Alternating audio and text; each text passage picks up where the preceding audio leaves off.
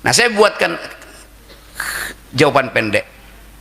Sejarah yang baik adalah sejarah yang mengingat para pengkhianat, bukan sejarah yang memuji-muji para pahlawan.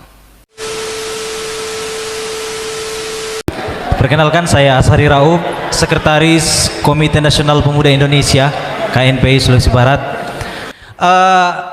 Bung Rocky, saya ingin bertanya pertama,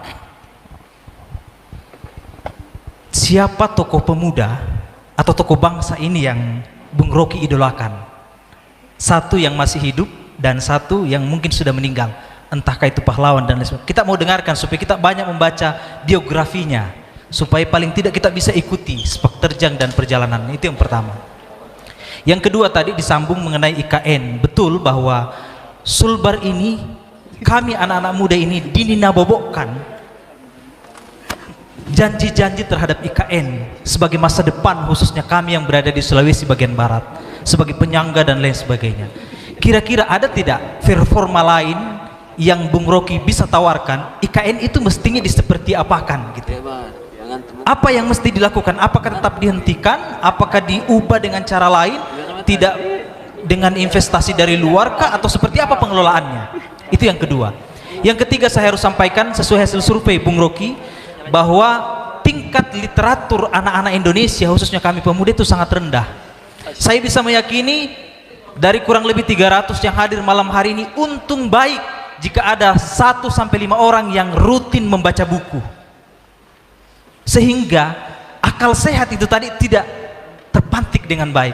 Kira-kira apa solusinya Bung Rocky bagi kami anak-anak muda ini yang mungkin lebih banyak membaca WhatsApp, menonton video di Instagram, TikTok dan lain sebagainya, scroll yang tidak bermanfaat dan lain sebagainya? Apa kira-kira nutrisi yang Bung Rocky ingin berikan kepada kami malam hari ini? Terima kasih. Allahul muwaffiq ila aqwamit thariq. Wassalamualaikum warahmatullahi wabarakatuh. Dari saudara Ashari Raub, kalau dari Pak saudara Andika tadi ini cuma menyampaikan kondisi ya, Sulawesi Barat. Saya tidak menemukan ada pertanyaan di situ. Siapa tokoh bangsa yang Bung idolakan? Ini juga pertanyaan bodoh nih begini ya. Gini ya,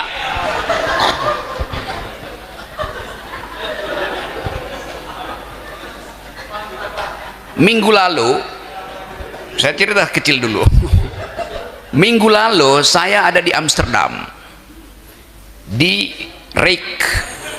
Museum yang menyimpan seluruh sejarah peradaban dunia ada di situ tuh.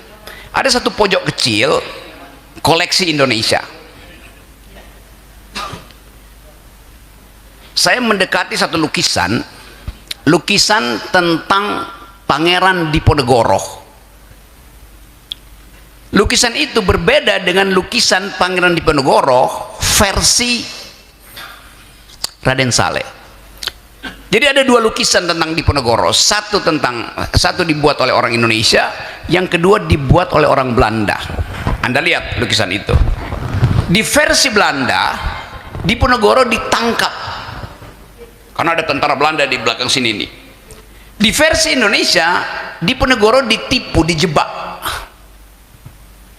Jadi Anda bayangkan, untuk mengidolakan pemerintah Belanda, dibuatlah lukisan seolah-olah Diponegoro itu pengecut. Tapi versi Indonesia sebaliknya, Diponegoro adalah pejuang tuh. Itu cara pandang tentang siapa yang mau diidolakan. Di pojok lain ada buku Multatuli, judulnya Max Havelaar. Anda tahu siapa Multatuli?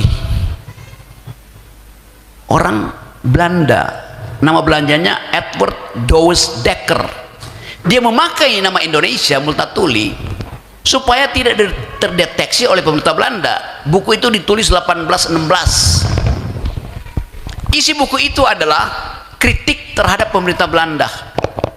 Seharusnya Multatuli sebagai orang Belanda mengidolakan Dendels, mengidolakan Van Mook, mengidolakan Jan Pieterszoon Koen. Tetapi Multatuli mengubah pikirannya setelah melihat akibat-akibat dari politik Belanda di Indonesia, penghisapan. Dia jadi pro rakyat Indonesia. Jadi kalau Anda tanya mengidolakan siapa, konteksnya apa? Itu masalahnya kan. Nah, saya buatkan jawaban pendek. Sejarah yang baik adalah sejarah yang mengingat para pengkhianat, bukan sejarah yang memuji-muji para pahlawan.